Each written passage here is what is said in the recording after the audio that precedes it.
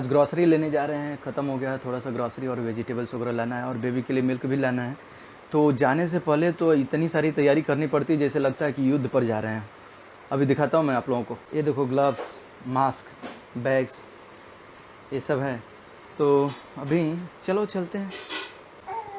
तो ग्लव्स पहन लेता हूँ, एक हाथ में मैंने पहन लिया, दूसरे में भी पहन लेता हूँ। बाहर जाने से पहले एकदम ऐसी तैयारी करनी पड़ती है जैसे लगता है कि युद्ध में जा रहे हूँ। पूरा तलवार और ढाल वगैरह सब कुछ चाहिए। तो ग्लव्स हो गया, ये मैं मास्क लगा लेता हूँ। तो अभी ये सब बैग वगैरह हो गए हैं, बैग मैं ले लेता हूँ। अब हेयर बैंड भी लगा लेता हूँ। ये इस समय सबसे बड़ी समस्या हो गई है, बाल बड़े हो गए हैं। अभी नीचे लिफ्ट बंद हो गई है तो सब सीढ़ी से ही उतरना पड़ता है। और एक अच्छा है थोड़ा प्रिकॉशन के लिए, फ्यूमिगेशन हो रहा है, सामने धुआं निकल रहा है, इधर से देख सकते हैं, ये पीछे धुआं उठ रहा है, फ्यूमिगेशन हो रहा है मच्छर मारने के लिए। और हर जगह सैनिटाइज भी हो रहा है। अभी यहाँ से कैश भी निकाल कर कुछ हो गया। अभी धीरे धीरे सारी कुछ चीज़ें ले चुका हूँ, ग्रॉसरी ये सब, फ्रूट्स थोड़ा सा ले लिया हूँ, थोड़ा सा और कुछ बचा है तो लेकर अभी निकलेंगे। एक्चुअली रोड पर तो लोग वैसे ही घूम रहे हैं, कुछ ऐसा खास ऐसा नहीं समझ में आ रहा है कि नहीं, लॉकडाउन बहुत स्ट्रिक्टली फॉलो हो रहा है। ये लाइन लगी है स्टोर के अंदर जाने के लिए।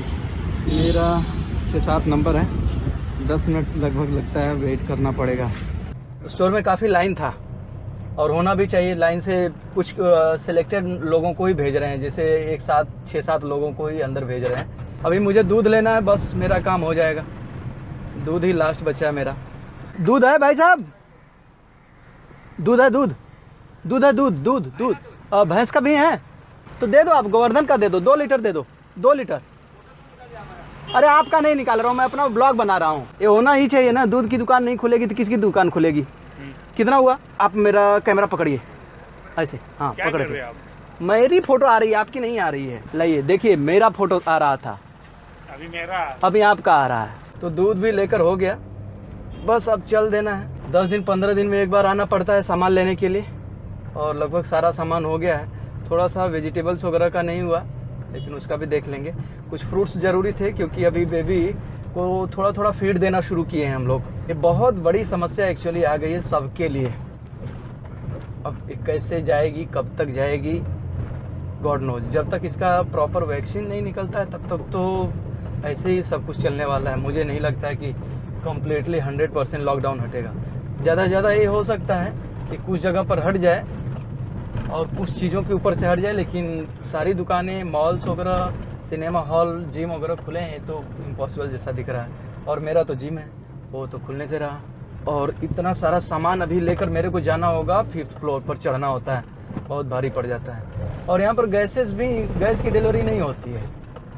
अभी गैस वाला इस गली में घूम रहा है, लेकिन गैस आपको खुद जाकर लेना पड़ता है। अभी मेरा ख़त्म हुआ था गैस, तो मुझे इस गैस वाले को फ़ोन करना पड़ा।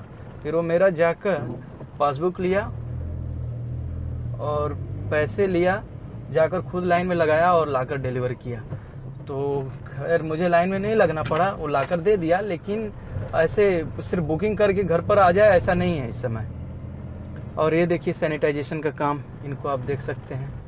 लाइफ एकदम अलग ही हो गई है, पूरी तरह से लाइफ टर्न हो गई है। ऐसा कभी सोचे भी नहीं थे कि घर में कैदी की जैसा जीना पड़ेगा।